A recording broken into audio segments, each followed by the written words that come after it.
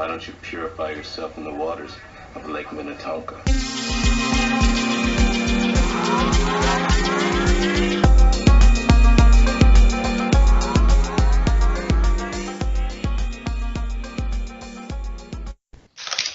Yeah, I just got a new laptop this Sunday, and I am trying to make this thing work. Sorry, Yeah, I got guys, my this is laptop embarrassing. about a month ago. Yeah. Actually, I plugged my Rift into the new laptop and I burnt out the DVI port somehow. Wow. Yeah, you could Wow. like That's if you hear a capacitor kind of burn or smell a capacitor burning, it was like that. Something happened. Whoa, I didn't know that stuff could happen. Yeah. Yeah, I don't know That's how. crazy. I'm not really sure. Luckily, I'm just using the HDMI now, so they So it have two works. inputs. So it's all right if one's broken. And we have two Rifts now, so That helps. some insurance. I'm jealous. That's Uh, awesome. Okay. Are you guys playing co-op games or anything, or you're just sort of? No, we haven't. It's easier for testing because there's so many cords at the Rift right now, and I got to reach around to the back of my desk and unplug it every time that Jackie goes to take it, that it was getting to be like a real pain. And it's like, ugh, I need to test, and she needs to test, so let's just get two of them. Yeah. Makes it easier. How long? And I take it you're for sure gonna get the HD kit, right? Yeah. Whatever they come out with, Dev Kit 2, the rumored Dev Kit 2. Cool. Okay, so I'm ready to go. Are you guys ready? Yeah, you're ready. We're good. Very cool. All right, so I'm recording in 3, 2, 1. Welcome to EnterVR, the podcast where we talk about everything virtual reality. I am your host, Chris Miranda, and today I am inside a room with huge amounts of echo, so I'm going to have to apologize to all those listeners who are sensitive to sound. In any case, I am honored today because I am having as a guest Proton Studio, the guys behind and gal behind the Time Rifters, one of the coolest games out there and demos for the Rift. Thanks, guys, for coming along. Oh, thanks Thanks so for much. having us. We're And excited. so today, awesome. And so today I'm joined by Doug and Jackie. And so tell me, you guys, let's get this thing going. Tell me about you guys first. How did you guys become involved with the Rift or just VR in general? And how did Proton Studio come about? I know it's a lot of questions. Sorry about it. Yeah, no, sure. Well, we've been actually doing game programming for quite a while. I guess back in 2000, we created our first game company, Ice Tech Studios, and we made one and a half games. You know, the one thing we were missing is that whole, making money thing. So we stopped doing that for a while. But when you love doing something like game programming, you still do it for free in the background. And eventually it came back as Proton Studio within the last few years. And we made like a racing game, a multiplayer racing game that you play right in the web browser, and a first-person shooter game that's kind of like Counter-Strike, play it right in the web browser. It's pretty popular. There's quite a few people playing it right now. But then as soon as Carmack started talking about the Rift, I mean, I think a lot of us just were like, what? Really? It's time? It's going to work? Carmack saying it's possible? Really? Yeah, so I immediately switched gears that day when I saw his interview. I think it was like at E3 or something, and started working on a prototype for something that would work in VR. Wow. That's really cool. So how did you guys meet and how'd that come along? We met in high school, so like 16 years ago or something. So we've been together since then. Actually, I introduced her to Team Fortress Classics. This is like the Half-Life mod. And I just thought, you can just go play it. Look how cool this is. There's actually multiplayer. And I came back the next day, and she was still playing. And she was actually joined a clan. It's pretty impressive. She's getting pretty good. She's getting good. She's actually really good with her NG skills. I was, in 2C. So. Wow, I am impressed. That's really awesome. So let's get to why VR. What is the appeal to for VR? Like what about VR that appeals to you guys the most? Well, I know, like, since I was 12, I thought VR, I always thought it was just around the corner. It was even on the Oprah show. She was showing virtual reality, and I thought that, it's going to be happening. I even actually drew an outline of my bedroom, putting right where the VR thing would be. I'm like, it'll go right here. And that just didn't happen. And it was kind of heartbreaking. The closest you ever saw was at the arcades. Sometimes you'd see Rise of the Triad would have a VR thing. And then when we were in Disney, yeah. we stood in line. We waited for a long time for the Aladdin VR ride. What'd you think of that? Disney Quest. It just wasn't good. It was horrible.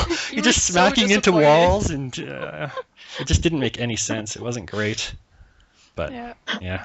But the thought of being somewhere else, like sitting okay. in your room and then just being in another environment, like just totally immersed in something else, it's pretty cool. Yeah. Like, that's what I like about it. Yeah, for sure. So in your mind, and you're thinking this is it. This is the second coming of VR, and it's here to stay. I think it's like a first coming of VR. I don't know what that first one was. It's a fake out. Oh, So that this is- 1990. Yeah, exactly. This is real. This is real. Yeah. I agree. So let's get to Time Rifters. How did you guys come up with the concept for it? So when I said that Carmack started talking about this, and right away I started working on a game, I was actually working on a game that's a stealth action game. It's like Dishonored meets Mario Galaxy. I don't know, something like that. We're calling it Stealthlands sort of right now. Yeah. And one of the features I built into it was a commentary feature. I saw the Gunpoint game, which is like another indie game. They had a commentary type of feature where you'd see little developers sitting around in the level, and you could actually just sort of click on them, and they tell you about the background of the level, how they designed it, or little tidbits about the development. So I made a replay system in Stealthlands, and I recorded myself just bouncing around a level saying, oh, this level was inspired by Mass Effect or something. Like there'd be a little commentary track and an actual avatar running around. And I found it was actually pretty cool just to follow him, and sort of, it was almost like he's like my buddy and like just going along with him. So then when we came to the VR jam, we were kind of like, okay, we need some game ideas. And we sort of brainstormed a whole bunch of them. And like one of them was, do you remember what we came up with? There was like a SWAT one we thought Yeah, about. there was a SWAT. Yeah, but that didn't work because we needed audio. There was a lot, like with a SWAT game, you need lots of audio, lots of animations. It's a lot of work. And more than 3 weeks to come up with more than 3 weeks. a good co-op. Yeah, and because we wanted to use this replay system to make some kind of like single player co-op. Like I try not to use the phrase playing with yourself, but that's that's kind of what you're doing there. And what we wanted to do originally was Contra, like that original Nintendo and Super Nintendo game. Imagine playing Contra, but you're controlling all the players. And that's how it started out. The very first prototype that nobody ever saw, I guess, that we made within like a day, had like these enemies that would appear. Actually, they were just stationary. They didn't move, but they were shooting at you, and you had to avoid their bullets and shoot back at them. But very quickly we learned that wasn't fun. It was because in the Rift the resolution's pretty low, so it was actually kind of hard to see their bullets coming at you. Even though you have depth and you have, you can move around a bit, it was hard to see their bullets, so it just wasn't as satisfying as just blowing them up. Yeah. So And it dying evolved. wasn't fun. Yeah. So it evolved over time. It's still evolving. We don't know what it'll look like a couple weeks from now. Yep. I like that. I like that a lot. I like what you just said. That's really cool. Yeah. The thing that I like about Time Rifters is really, you guys really do implement time in there. There is a sense of sort of time travel because I'm playing with my past self. And that concept I've never seen before in a video game ever. And I find that extremely appealing. I think it's, and especially when you guys there's puzzle elements and stuff. I think, I think you guys have something really cool going on with Time Rifters. So, I was going to say there's a couple of puzzle games that do use the kind of time effect where you can like call on a buddy to come help you solve a puzzle. Like there's been a couple of there's a Flash Flash games. one where you're a cursor and you have multiple cursors, cursor times 10 I think it's called. Yeah. And then Blurst, which is another good game programming company that uses Unity, they made one called Time Donkey, and that was kind of cool where you stack donkeys to solve puzzles. They were a pretty cool company. They made some really innovative stuff like that. But we were going for more of an action thing, something that's just all out crazy. We do have some puzzle elements and for the boss levels, but Most of it we want it to be just like crazy shooting. action. Fun shooter. Yeah. Wow. So what lessons have you learned so far? Like you started developing. How long ago did you start developing Time Rifters? Well, we started right when the VR Jam was, well, we started brainstorming the game ideas when it was announced. So the first 2 weeks of the VR Jam is where we got tons of work done. Like, I don't know, we were just so motivated. We just were working like when we woke up to when we went to sleep. And yeah, and then that last week of the VR Jam, I don't know, it tailed off and I didn't know what to do. And I introduced a horrible bug that went to the judges. I put an actual time rift. Like when you walk out the door, there's like a big pane of water almost, like vertical water. And when you walk through it, it rippled. And you could even like sort of put your gun through the water and the water would ripple. And it was supposed to be the time rift effect itself. But on lower end hardware, it went nuts. Like even when Cymatic Bruce was playing the game on his, he was doing like he's playing all the VR Jam entries. Yeah, he was getting a pretty good frame rate. I think it was like around 60 frames at the time, and it just went crazy. We were looking at it like that's not supposed to happen. It's never happened to us. Like what's going on here? It was like a blue strobe light in the arena. You look at the door and it's just this blue glow of like strobe lights, and it was like, oh. Yeah, so it's like that last week. I probably should have done nothing. I would have been better off doing nothing. Well, it's working fine for me. I was playing with it yesterday, and it was I was trying to get through the first boss, but it was just I wasn't using my money, my gold properly, and I splurged on one gun, and it was but it was really fun. I think yeah, you guys have really something cool going on. So what lessons have you learned just developing for VR? Because you guys are pioneers. You guys are doing something that not many people will be able to say one day, that you guys were the first to, amongst the first to develop for virtual reality. And I actually, at the co-working space that I'm at, like I tell people what I'm doing right now. I'm interviewing virtual reality developers, and they're like, what? Is this the future already? Yeah. So you guys, I like that. You guys are cool. But what have you learned so far with VR that you would have had before? Well, there's so much to learn. Like sometimes the movement is probably the biggest thing we're learning right now. The demo that you would have played and that everybody would have played would have had a movement scheme where the head and body are decoupled. And just recently, we were having some discussions on the Oculus development forums, and there was a guy on there, Sigili, C-I-G-I-L-I. He recommended we try out Minecraft to see what their control scheme was like. So we did. We're not the only ones developing here. We aren't developing in a vacuum. So we had to, make sure if somebody's doing something better, let's check it out. And sure enough, what they did was when you look in a direction, you move in that direction. And we tried it out and then tried to maybe evolve that idea a bit by having, once you look in a direction and start to move in the direction, your body will turn in that direction.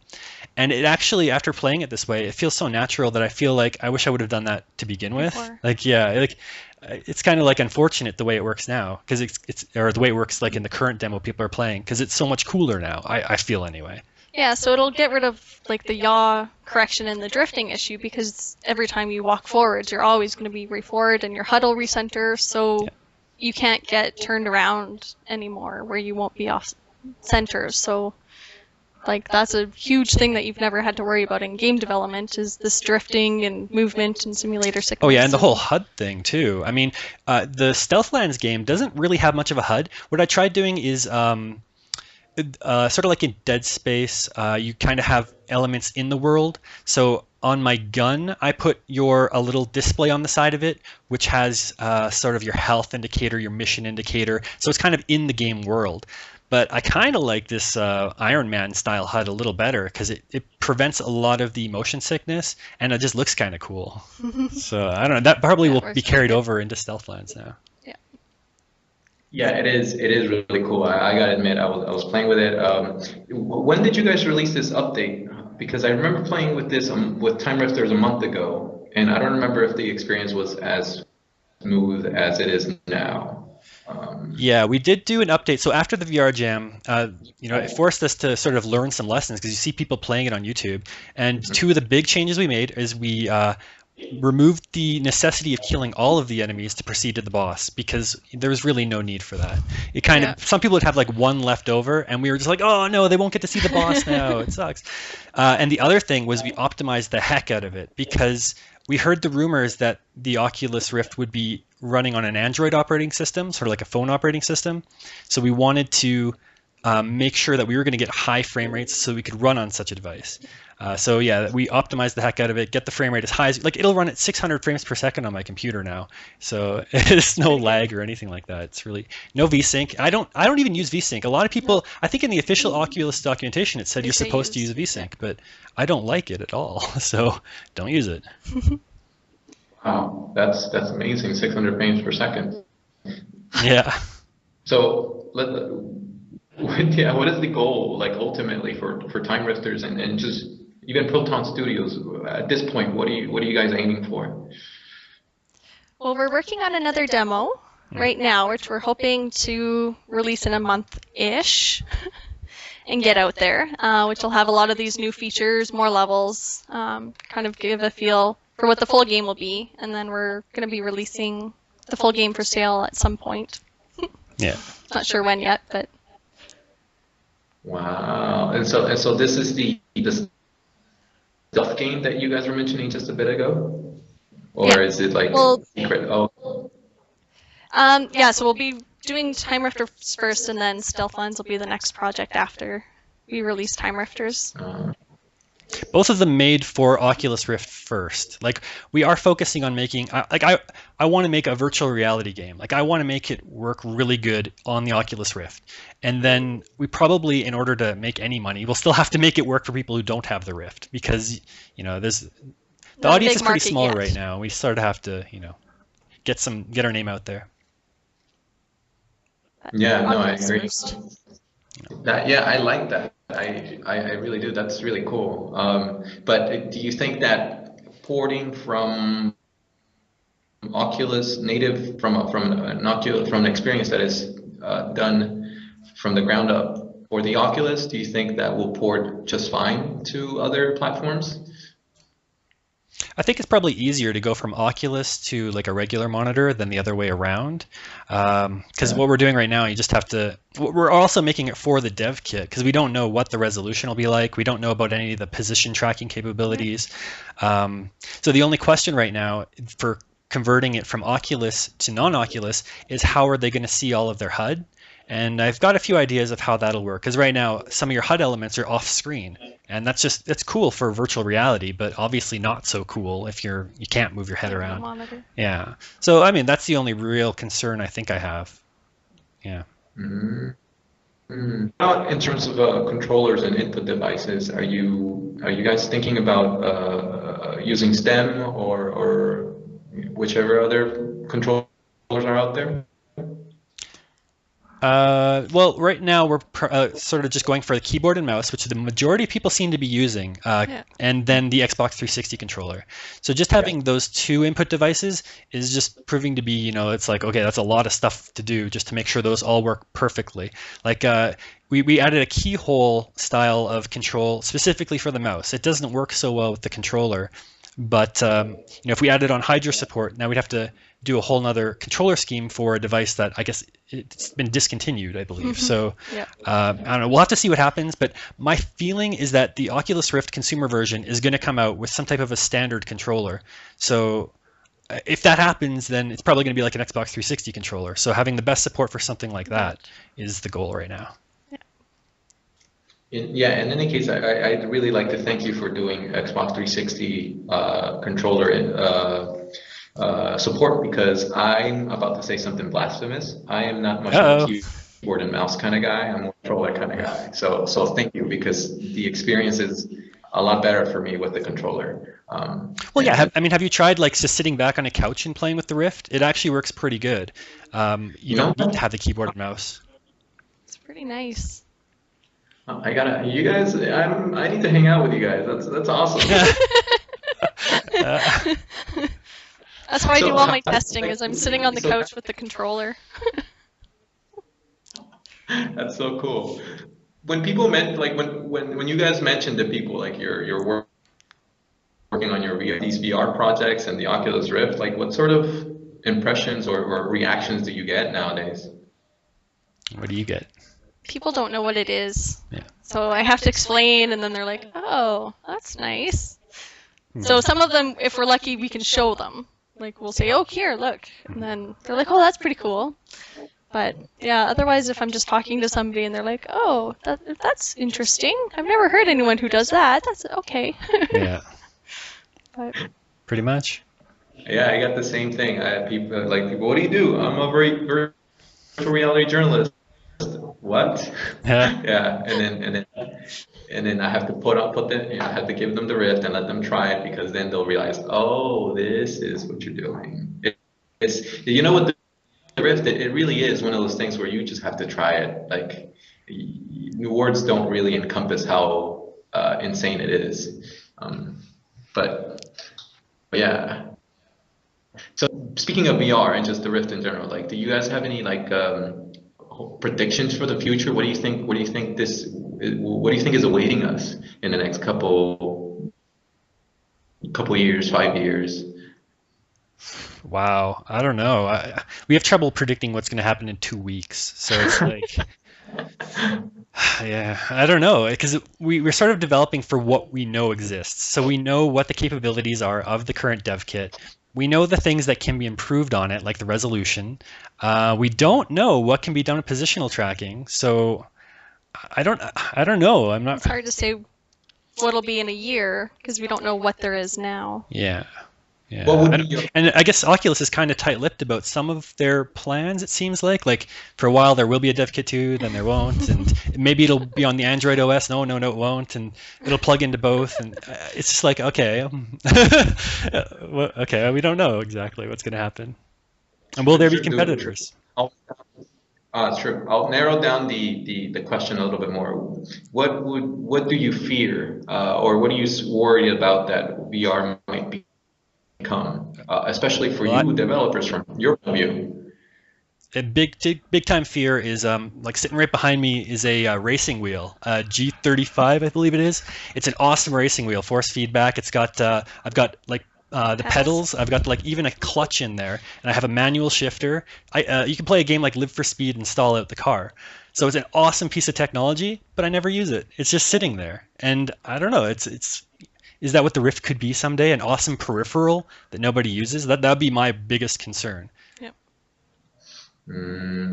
So my hope actually is that what brings you hope? Console. Well, I kind of hope they become more of a console, kind of like a 3DS or something like that, where they are a standalone thing that doesn't have wires going everywhere, and it's somehow powerful enough to play really good high quality 3D games wirelessly as its own standalone thing with a store built into it and everything like that. I mean, that's a lot of work, so I don't know how long it would take to do something like that. Maybe if they partnered up with Steam or something, or with Valve in the background. I don't know, who knows. And I would love for it at some point to become social, because right now, like, if you're in the Rift, I can't experience what you're doing. Yeah. So it's not like sitting down watching somebody play a console where you can both enjoy it. Mm-hmm. It's a very solitary thing right now. You don't get that social aspect. So I think integrating more of that would be something, but I'm not quite sure how that would be done yet. Yeah. Yeah. So you did mention making it more social. Are you planning or thinking about integrating multiplayer to your games in the future? Well, I have done 2 multiplayer games in the past, so I do know that the complexities involved with doing something like that, and I don't know, it's a tricky problem. I'd say it's about 3 times as hard to make a multiplayer game. It takes about 3 times as long to make it versus a single player. So that's and you'd have to be really committed to it, like supporting it long term, keeping out hackers.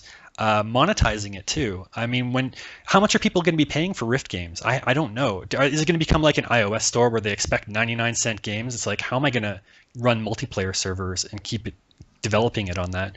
Or do they want microtransactions? I'm not a fan of microtransactions. So, can you do it ad-supported some way? Or is there some other weird scheme Model that'll that come out? hasn't come out yet. Yeah, like one thing I thought, like imagine if Cinematic Bruce actually did a podcast with a free game. Like, did you remember Dig, which was a site that came out, like it was popular before Reddit, and they had a podcast called Dig Nation that went along with the site Dig, and they had ads on that podcast. So they were actually generating revenue in a non-standard way. So there could be some people out there that are just podcasters that also have games.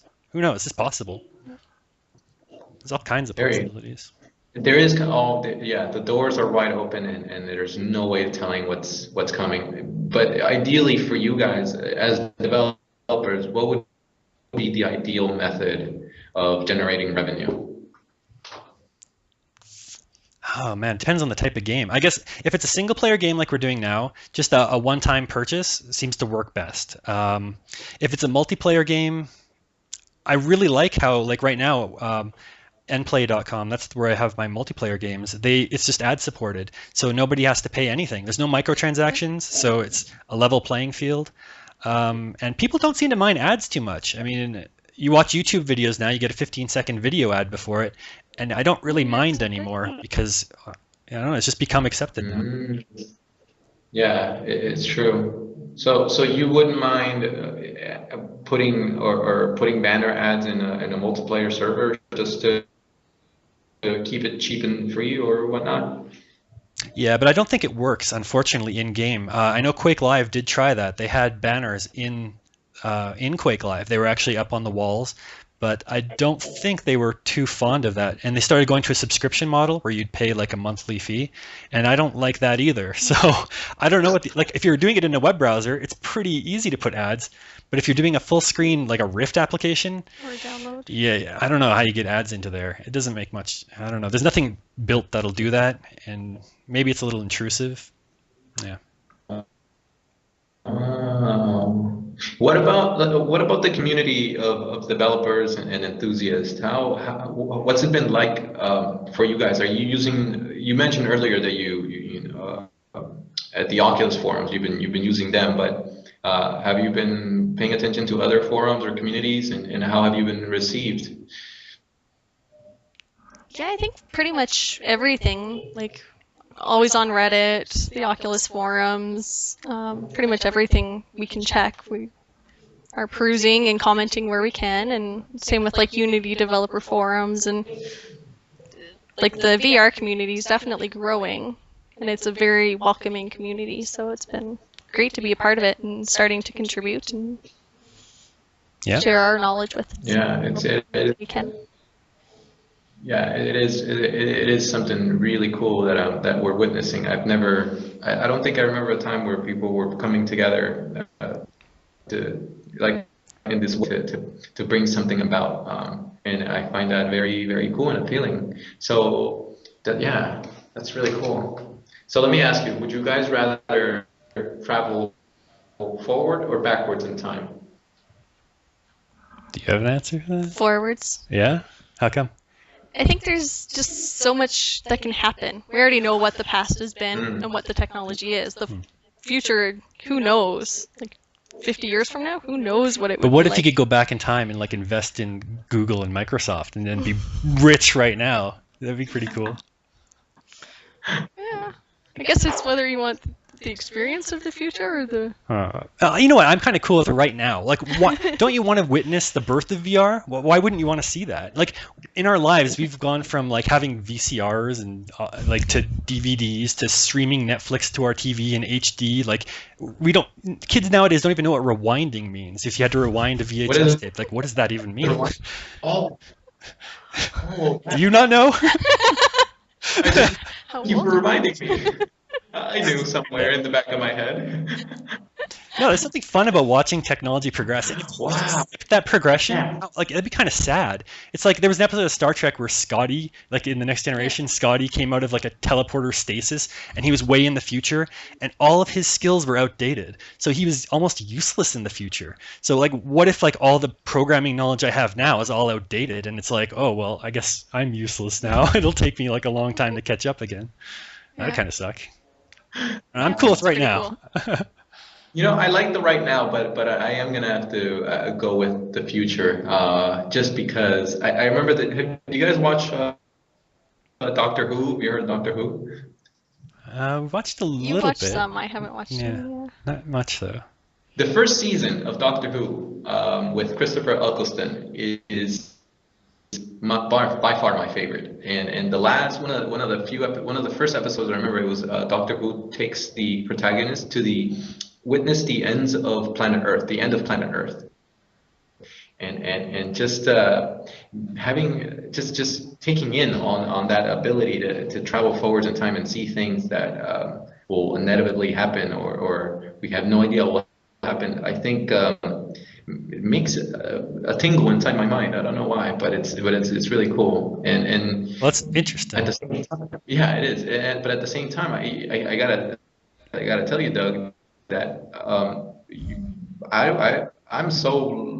I feel so lucky to be born at the time that I'm born, because we are witnessing the birth of VR, which is crazy. Yeah. We have no idea what the next 3, 4, 5 years will look like, and we have no idea what the next generation of VR will be like. So we had radio, we had TV, we had the internet, we have VR. What's next? Like, do you guys have any predictions or speculation? What would be next after VR? That's the thing. Nobody really knows. Like, I mean, 20 years ago, people were saying, oh, the jobs are disappearing, they're going away. Like, even computer jobs, they'll say like, oh, they're going to go away, they'll be outsourced. But nobody would have predicted, 20 or even like 30 years ago, obviously, that people would be making money selling games that run on your telephone. It's like, what? Who could predict that? I don't know. Maybe some people could, but I can't see the future. I just try to sort of, I don't know, go with it and try not to make the mistakes. Like, I think that Oculus Rift is a good place to go, because I don't know, there's a lot of signs to look at, and it seems pretty obvious to us. But sometimes it's hard to see those things. Yeah. It's true. It's true. If you just indulge me for a sec, I have this crazy idea that I think that VR is going to evolve to a point where we're going to have virtual reality secondary economies happening, and people will probably just make their whole living inside VR without ever having to touch a single dollar. I don't know. I think. Well, that's not a crazy idea at all. In fact, like, that's a lot of people are putting their faith in Bitcoin right now, because it's kind of a decentralized currency that could be used in a situation like that. You want to talk about crazy ideas? We had an idea for a Bitcoin pop. So it's like, some kind of soda pop that has under the cap, there'd be like a Bitcoin or like a bit cent, I guess nowadays, under there. And you could tell it hasn't been spent because the pop's not open yet. So as soon as it's open, you could like, oh, somebody's probably taking it. So you can buy soda and get a bit cent with it. That's a crazy idea. And it gives some new meaning to the bottle caps you collect in Fallout. So you guys need to immediately find yourselves a lawyer and trademark that idea. No, it's out there. Somebody could do it. Yeah. We had another crazy idea yesterday. It was because there's motion sickness with the Rift, right? That's what people are talking about. You get motion sickness when you're moving, because you're, the what do you call it? The acceleration that you're feeling doesn't match up with, or that you're seeing doesn't match up with what you're feeling. Well, what about if you use the Rift to solve the opposite problem? Like, I get sick on airplanes. So what if you could put like a Rift on, and it senses the motion of the airplane and shows you a scene as if you're looking out, and compensates for the acceleration you're feeling. So you actually no longer get motion sick on even boats. Like, I get sick on boats too. Yeah. So yeah, anytime you're getting motion sick on something, put on a Rift and it'll cure your motion sickness. Wow. Maybe. It might make it worse. I don't know. Where is your lawyer? No, we're busy. We got lots to do. Somebody else takes these ideas. Yeah. There's plenty of ideas. Ideas are cheap. It's actually getting it done, right? That's the tough part. Doing something. Finishing it, completing it. Oh my gosh. Yeah, we're finding that out a lot. In terms of the direction of Proton Studios, like, do you guys see yourselves doing just games specifically, or because now VR is the door's wide open, there's a new canvas to paint on it, and so have you thought about doing or is gaming the sole focus of your studio? Well, gaming is what I do. Like in my spare time, I'm addicted to Natural Selection 2. It's like a first-person shooter type game, and I'm addicted to. I've got 700 hours in that thing. So I mean, and before that, my addiction was Counter-Strike, and I don't know. Steam didn't count hours back then, so I don't know. And before that would have been Team Fortress Classic. Like we're addicted to first-person shooters. I don't see why I would ever want to do anything else. I understand why I like it so much, and I want to make it. I want to improve on the things. Like when I played Counter-Strike, I'm like, oh man, I wish you could sprint, and I wish the weapons had a bit of different recoil. So I mean, I took those things and then just put them into Be Gone, and I'm like, okay, cool, I got that stuff now. It feels the way I want it. So I don't know, it's what we enjoy. I don't really enjoy sort of an architectural fly-through or something, or even something that's just for making money. Like if it's like, oh, you can make a kids thing that'll make you. It's like, well, no. Gotta go where the passion is. Yeah. Because then it's not as much of a job. It's something worthwhile doing, and you get that satisfaction out of, rather than just doing it for the sake of doing it. So. Yeah. I love you guys. You guys are the real deal. You're awesome. Thank you. So we're starting to, let me see. We are doing in time. We're at 33.19. We still have a few minutes.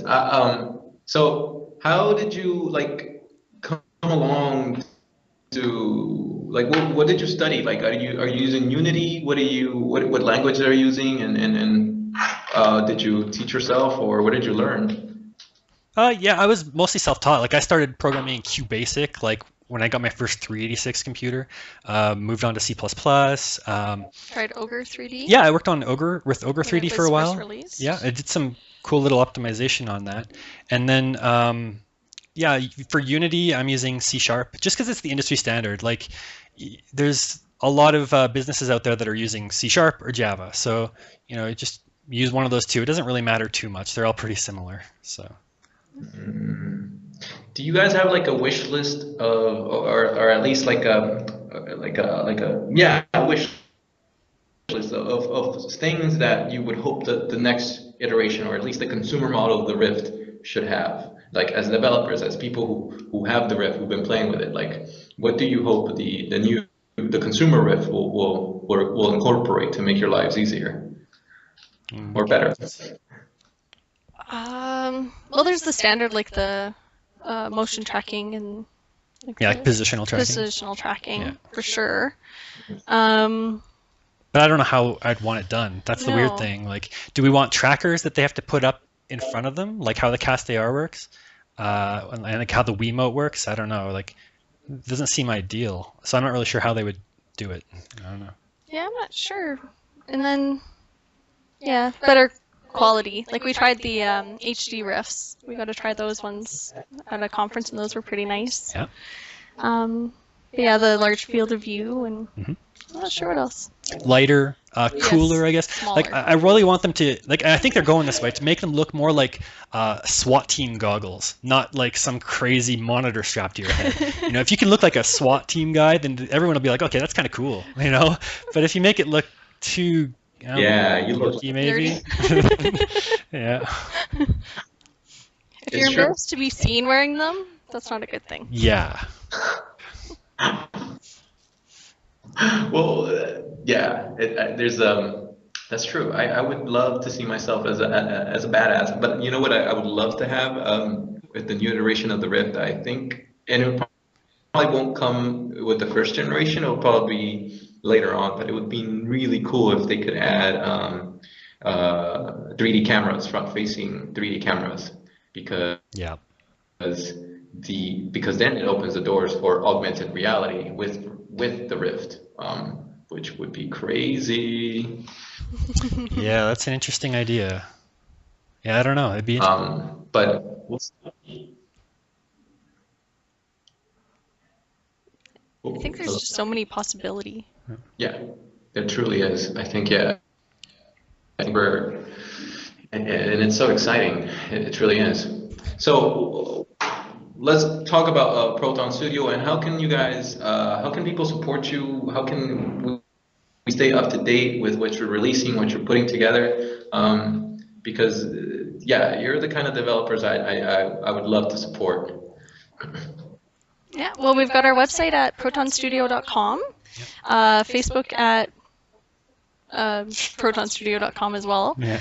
And Twitter, is it just at Proton Studio? Proton Studio Inc. We couldn't Inc. get. Yeah. That's it. And Facebook's at Proton Studio Inc. So, yeah, Twitter and Facebook, we do a weekly blog update, kind of where we are in development. And Yeah, and our goal is that when we get the next demo out, we want to get the demo and then we want to put it onto Greenlight. So that's basically what we're trying to do, is time those things at the same time and sort of push it that way. We don't really need like to do Kickstarter or anything like that, but getting it onto Greenlight would be great, especially if we could get it onto the what's it called, where it's early access. Early access, yeah. So that we could develop it, and like right now we want to push out these things that we're experimenting with to people so they can try it, but we don't have a really nice way of doing it. So it'd be really cool if we get into early access and quickly push out stuff, incorporate feedback, and make what people want us to be making. Yeah, while we're developing. So that's our goal with the next demo, and hopefully get through Greenlight pretty quick. Yeah. It would be nice. So before we even get further, like I'm curious, what is Greenlight? So Greenlight is what Steam is using to get sort of indie game developers onto the Steam platform. So you put your game up on there, and then people will rate it positive, negative, give comments, and eventually Valve will look at all these submissions and do some kind of magic, and then allow some of them into the actual Steam marketplace. So it's kind of like Steam's acting like a publisher in that case, and you're kind of applying to them. Wow. Interesting. I don't know if you guys are comfortable asking this, me asking you this, but are you have you been approached by any other bigger studios or other companies, and if you haven't, but if you do, would you ever consider selling or being acquired by a bigger studio? Not for this project, we haven't been approached. I mean, for some of my previous ones, there has been some stuff, but what we really like is being independent. I mean, we worked really hard. I was working like 3 jobs at one point, and we were both working downtown really hard to try and make enough money so that we could try to make our own business, make our own game company, make our own decisions, be independent, wake up whenever we want, do whatever game program we want. So, I mean, that independence is super valuable to us, and I can't think of what would make us want to sacrifice something like that. Yeah, so for now, like, doing contracts for other companies doesn't really interest us. In fact, definitely Selling not. the whole thing and starting another company based off that money might be something we'd consider at one point, but yeah, it's possible. For right now, it's just doing our own thing. Very cool. You guys are awesome, man. I can't wait to stay up to date and have you back on the show and talk more about where you're at with Time Rifters or with all your other projects. And really, you guys need to get a lawyer because you're full of ideas, both of you. But again, I liked your idea last week, actually, on your Cymatic Bruce podcast, your little drones delivering pot. That was hilarious. You can extend that to drones delivering tacos as well. Yeah. So, Food, it's pizza. Pizza, yeah. It's got to be done. This is we are all here talking and working towards the future. So thank you for liking my idea. I'm glad someone found it it's funny awesome. because I was thinking, like, I have a neighbor who has a quadcopter, and all he does is he goes outside, he plays with his quadcopter, he takes it up and then down, he takes it up and then down, and I look at that, I'm like, dude, that is such a waste, man. Imagine all the people you could extend love to, and by me being of weed, but yeah, it's a matter of time if that. Again, if anybody out there is listening is interested in doing that idea, go ahead and take it, because you will be the next Steve Jobs of And everybody benefits from it, so you're good. Very cool. Are you guys in California? Where are you guys at? Like, no, we're in Calgary, Alberta, so it's kind of in Canada. Okay, that's why. Okay, that's why I think you guys are so cool. Nice, Canada. Very cool. So, any last thoughts? Any things? Any other things you want to let people know and find out, or anything that's in the back of your head that you've been meaning to say? We just really value people's feedback. We want to make I don't think of it as we're making a game. I think of it as we're kind of like a conduit for people's feedback, and we're changing things as we hear what works, what doesn't work. We're learning that everybody's a bit different. Like some people get motion sick, some people don't. Some people like the head looking for aiming, some people don't. So we've got some analytics in there, but really it's the feedback that we really like. And tell us what you want, tell us what you want to see, what experiments you want us to do, what you like, what you don't, yeah, what levels. We'll put up some videos. Like if there's an experiment you want to see, we'll try to do that, and we'll put a video up of what it is if we can't put an actual playable thing, and then maybe integrate it into the game, say what works, what doesn't. We want a lot of people to learn from what we're doing, and there should be a whole bunch of us that are successful. The more VR developers that are successful, the more successful we'll all be. It'll just sort of cascade that way. Is there, you just that made me think. Is there a network for VR developers, or is everybody just on the Oculus forums right now? Like, I wonder if because that would be really cool. Like, you guys are doing YouTube videos, and I wonder if there would be a way to aggregate all the YouTube videos, all the tutorials for VR into one place, because that your YouTube videos and are really useful, I think.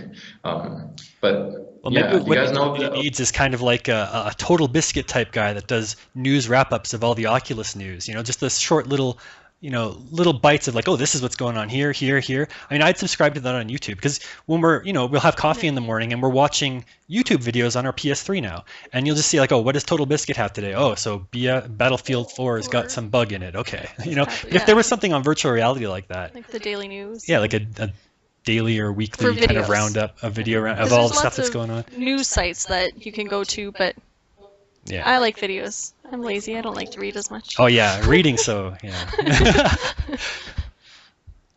Yeah, no, I agree. My favorite way of learning is either audio or visual, and watching videos is my favorite way to learn as well. So I don't blame you.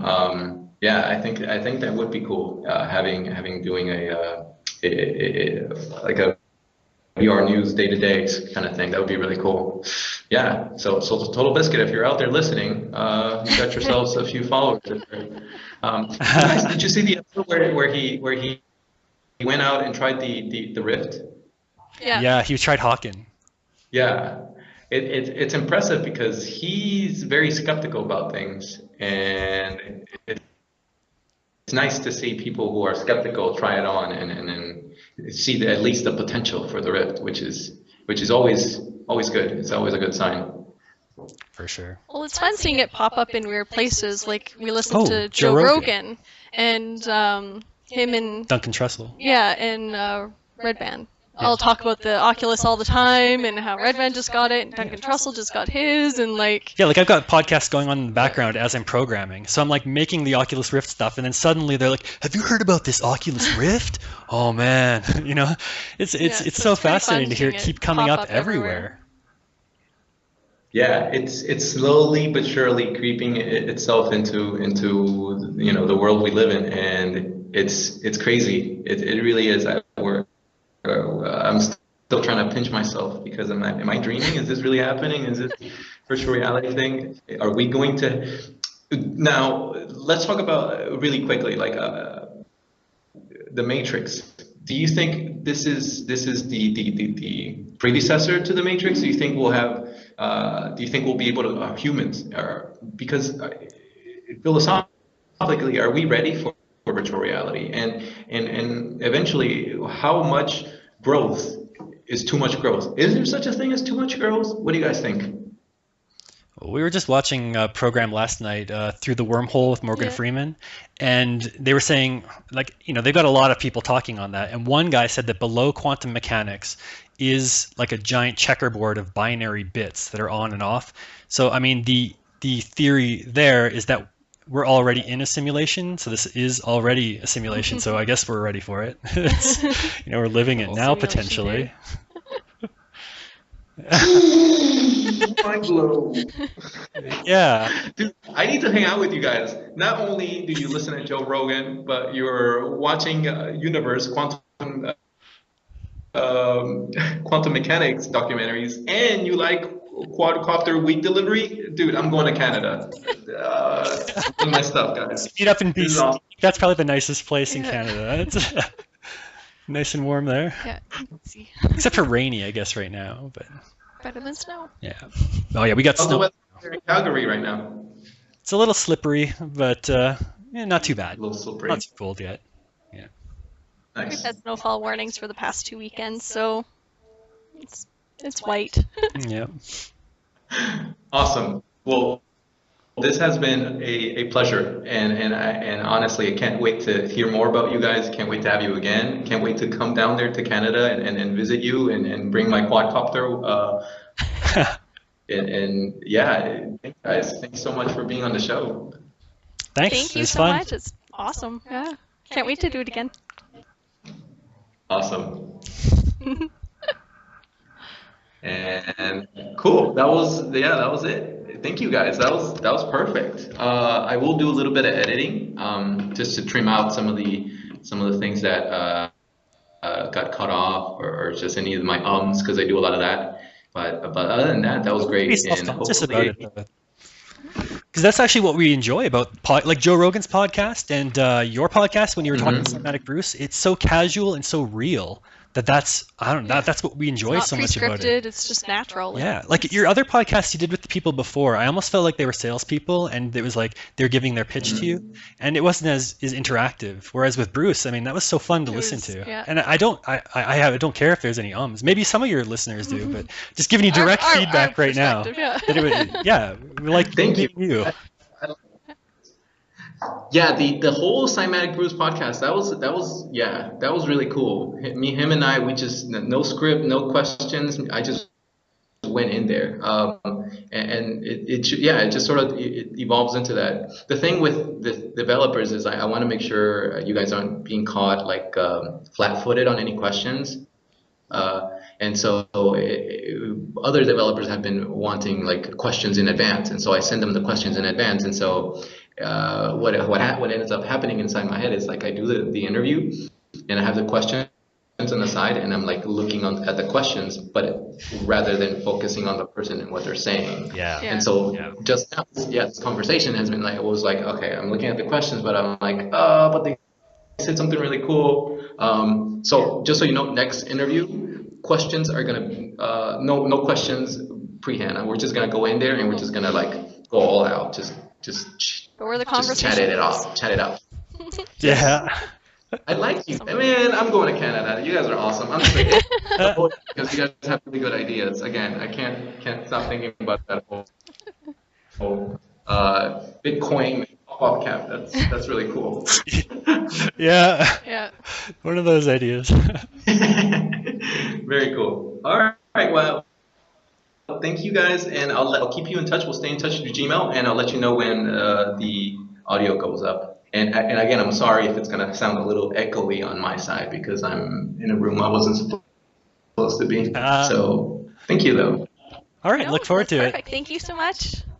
Have a good day, guys. You too. You too. Bye.